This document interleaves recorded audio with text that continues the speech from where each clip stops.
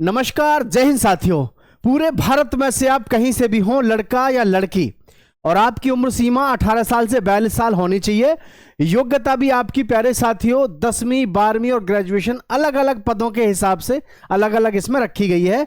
केंद्रीय सचिवालय की भर्ती, जो कि आपको पता है प्यारे बच्चों, अभी भी फॉर्म भरे गए और फिर से आपके लिए बेहतरीन और शानदार मौका है। अभी जो फॉर्म भरे गए थे पिछले महीने में थोड़ी सी वैकेंसी थी उसमें, लेकिन यहां आप देखेंगे तो वैकेंसियों का एक पिटारा है जो आप सभी के लिए है। जी हां साथियों, आइए इस पिटारे को खोल लेते हैं। तो पिटारा बड़ा बेहतरीन है वैकेंसियों का। केंद्रीय सचिवालय में 15,610 रिक्रूटमेंट 2025। केंद्रीय सचिवालय में 10वीं पास के लिए शानदार मौका। ऑफिस अटेंडेंट, सचिव, क्लर्क और डाटा एंट्री ऑपरेटर आदि के पदों पर आपको ये भर्ती देखने को मिलेगी। अब मैं बात करता हूं आपकी इसमें योग्यता को लेकर के, इतने सारे पदों को आपको देखने को मिल रही है।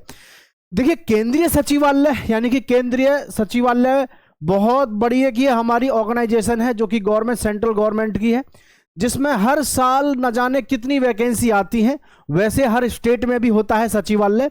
तो यहां जो है केंद्रीय सचिवालय है, तो आप केंद्रीय सचिवालय से ही आइडिया लगा सकते हो कितनी बड़ी वैकेंसी होंगी। ऑफिस असिस्टेंट की है और अटेंडेंट की है, सचिव, क्लर्क की है और ये डाटा एंट्री ऑपरेटर की है। ये जो वैकेंसी आपको यहाँ देखने को मिलती है प्यारे साथियों, ये वैकेंसी जैसे असिस्टेंट, ऑफिस असिस्टेंट, अटेंडेंट है, इसकी वैकेंसी होती है 10वीं पास के आधार पर। ठीक है, 10वीं पास। सचिव, क्लर्क के लिए क्या होने चाहिए आप? 12वीं पास। ठीक है, और जी डाटा एंट्री ऑपरेटर पे आपको 12th पास तो होना ही चाहिए, लेकिन इसी के साथ में प्लस आपको कंप्यूटर नॉलेज हो। क्या हो? Computer knowledge. ठीक है, कंप्यूटर नॉलेज आपके पास में होनी चाहिए। ये चीजें आपको यहां पर ध्यान रखनी है। अब आगे बढ़ते हैं और पूरी जानकारी इसकी डिटेल में ले लेते हैं। एजुकेशन क्वालिफिकेशन की बात कर लेते हैं। तो 10वीं 12वीं ग्रेजुएशन फ्रॉम रिकॉग्नाइज्ड बोर्ड और यूनिवर्सिटी और institute and according to the post availability. Age limit आपकी कितनी है? 18 साल से 42 साल। यहां एक चीज आप सभी के लिए बहुत बढ़िया है, जैसे इसमें दे रखा है 18 साल से 42 साल, तो 45 वर्ष तो हो जाएगी आपकी ओबीसी की, क्योंकि 3 वर्ष की छूट मिलती है। और जी इसमें 5 जब जोड़ोगे तो ये हो जाएगी 47 वर्ष। किसके लिए? ये हो जाएगी आपकी एससी और एसटी के लिए, क्योंकि इनको जो एज मिलती है वो मिलती है 5 वर्ष की एज रिलैक्सेशन। तो कुल मिलाकर के 47 साल तक के भी लोग इसमें फॉर्म भर सकते हैं और बहुत ही बेहतरीन और सुनहरा अवसर आप सभी के लिए है।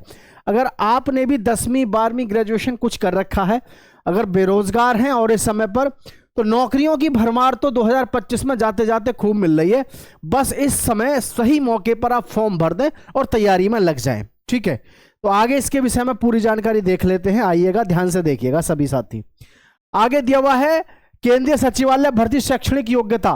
भर्ती में आपकी शैक्षणिक योग्यता ऑफिस असिस्टेंट अटेंडेंट के लिए 10वीं पास रखा गया है, और वहीं पर सचिव, क्लर्क और डाटा एंट्री ऑपरेटर के लिए 12वीं पास, और उसके साथ कंप्यूटर का नॉलेज भी होना अनिवार्य है। ये मैं आपको पहले ही बता चुका हूं योग्यता के बारे में, क्योंकि हर साल जब वैकेंसी आती है तो इसके बारे में हर साल जैसे हम पढ़ते हैं नोटिस, तो उसके हिसाब से पता रहता है भी किस पे क्या योग्यता आपकी मांगी जाती है। तो आपके पास में 12th पास आप होने चाहिए, 12वीं पास, परसेंटेज वगैरह का कोई चक्कर है नहीं, और कंप्यूटर की आपको नॉलेज होनी चाहिए। कंप्यूटर नॉलेज अगर आपको नहीं है तो भाई कोई मतलब नहीं रह जाएगा फॉर्म भरने का, ये ध्यान रखना है। फॉर्म भरने से पहले ये सुनिश्चित कर लेना कि आपकी वास्तव में यहां पर नॉलेज है कंप्यूटर की, अन्यथा नहीं है। ठीक है भाई, चलिए आगे बढ़ते हैं।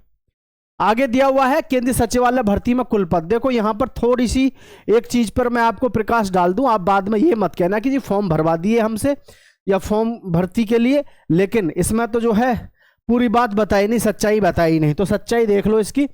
केंद्रीय सचिवालय भर्ती में कुल पदों की बात करें तो इसमें 15,610 है पदों पर भर्ती निकाली गई है, जिसमें से आपके 4,351 पद परमानेंट है और 11,259 पद कॉन्ट्रैक्ट बेस के हैं। ये चीज समझ लेना आप। देखिए, ये जो पद हैं ये तो आपको रखे गए हैं परमानेंट। मतलब कॉन्ट्रैक्ट बेस पर परमानेंट में क्या फर्क होता है? सैलरी में भी थोड़ा बहुत अंतर होता है। जो सरकारी पद पर जाते हैं उनको तो मिलती है अच्छी सैलरी, ठीक है, और परमानेंट जॉब होती है, 60 साल तक आप उसमें जॉब कर सकते हैं, जब तक आपकी 60 साल उम्र नहीं होती है। ठीक है, ये जो अगर हम बात करें कॉन्ट्रैक्ट, ठीक है, कॉन्ट्रैक्ट बेस पर अगर आपको आप भर्ती होते हैं तो इसमें आपके सामने क्या क्या चैलेंज हैं। एक तो आपको कम वेतन मिलता है, वेतन क्या मिलता है, कम। दूसरा जॉब सिक्योरिटी वेरी लेस, इसमें बहुत कम चांस होते हैं, जॉब सिक्योरिटी इसमें नहीं रहती है। मतलब आपको 1 साल 2 साल 4 साल 6 साल जितना भी उनका पीरियड होता है, हालांकि पहले वो बता देते हैं कि हम आपको इतने साल के लिए रखेंगे, तो ये चीज़ें पहले ही जो है वो क्लैरिफाई कर देते हैं, ठीक है। तो जब वो क्लैरिफाई कर देते हैं तो इसमें आपको ये पहले ही सोचना होता है कि मुझे इसको ज्वाइन करना चाहिए या नहीं करना चाहिए, क्योंकि भाई साल 2 साल 3 साल 4 साल आपने ज्वाइन किया, उसके बाद पता चला टेंडर ख़त्म हो गया। लेकिन ज़्यादातर गवर्नमेंट के डिपार्टमेंट में आप किसी में भी उठा लो, हर एक किसी में ये बात है कि आपको संविदा पे रखा तो जाता है, ठीक है, संविदा पर रखा तो जाता है, लेकिन मुश्किल है ऐसा कि जो आपको निकाल दे। लेकिन फिर भी देखो हमें तो बता के चलना पड़ता है, कल को आप ये ना कहो कि जी हम तो ज्वाइन तो हो गए लेकिन मामला खराब हो गया हमारे साथ में, तो क्योंकि जो भर्ती है वो तो संविदा पर है। तो संविदा के जो पद होते हैं, ध्यान रखना, इसमें आपकी जो सीमा होती है 1 साल से 5 साल तक लगभग इसमें आपको काम करने का मौका मिलता है।